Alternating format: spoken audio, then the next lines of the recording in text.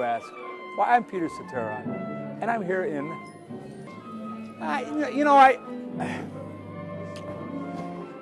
mean, I've been lucky. You know, I had enormous success with Chicago, and then I had basically my second career as a solo artist since 1985.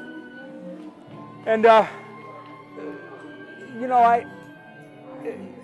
I'm not one to go out a lot and travel a lot and tour a lot. And when the orchestra thing came along, it was unique enough that it got my curiosity enough that I wanted to try and see what it was like. So I don't really have a favorite. Certain songs mean certain things. You know, "If You Leave Me Now" was actually the first #1 song that Chicago had, really, and it was a #1 worldwide. When I was with Chicago, we were landing to do a European tour. We landed in London about 6 in the morning, and we heard Top of the Pops was on, and with the #1 song, and it was "If You Leave Me Now." So that song was special because of that thing. "Glory of Love" was because it was an Academy Award nomination, and it was in Karate Kid 2, and it was like you know, the first song that I had as a solo artist that came out with a #1 song. That's important to me too, you know. But there's a lot of songs that weren't hits that were on CDs, and they're just as important to me as the #1s are. You were the inspiration. "You're the Inspiration." I actually wrote that song, or I started writing that song for Kenny Rogers. Remember him? He was looking for a song, and I was working with David Foster at the time, and I got the word looking for a song, and we wrote. Actually, David Foster called me up and he said, "You know, I'm in the studio with Kenny Rogers, and he would like you to write a song for him." I said, "You know, that's great." I said, "As a matter of fact, I'm leaving for Italy." I was going to Europe for something. I don't remember.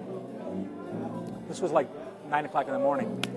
I said, "I'm leaving for Italy tonight about 5 o'clock. I'll be there about 2 weeks.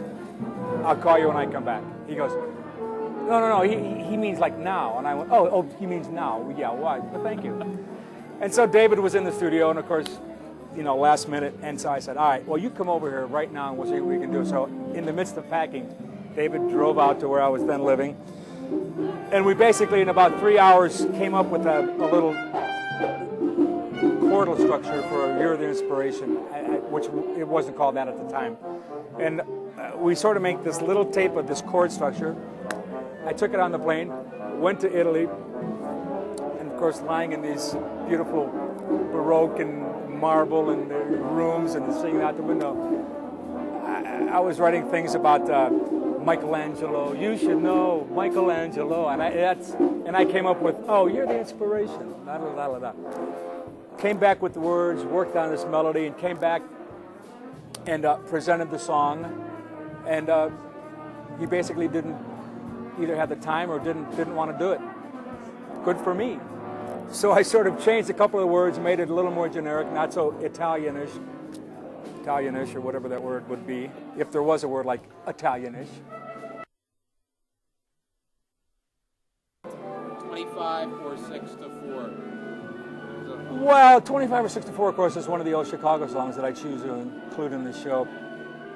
And, you know, Robert Lamb was one of the great songwriters of that generation, and I always respected his writing, and I wanted to pay a little tribute to him, and of course to the group, and came up with a kind of what I think is a unique version of an old classic. So what does Peter Cetera do when he's not singing with his family, watching a Cubs game? Don't even mention the Cubs. No. You know, it's funny because we're here in Salt Lake. Excuse me. And I do everything I can to be outside. I do, I do everything that I wanted to do when I was on the road all those years.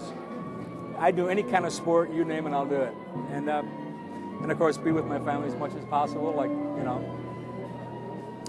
And work now is becoming important to me again, and it's finally fun again. So here I am.